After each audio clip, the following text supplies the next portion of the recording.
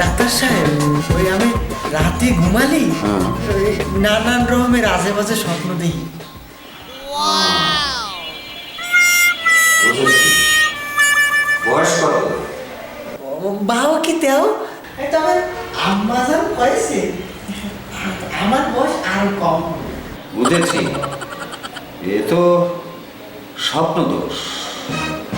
Question কি doctor সাহেব, স্বপ্ন দোষ?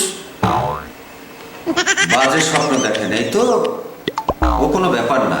এই আজকালকার ছেলে মেয়েদের এরকম একটু হয়। হ্যাঁ, আচ্ছা, আপনি কি ধরনের স্বপ্ন দেখেন? কাকে?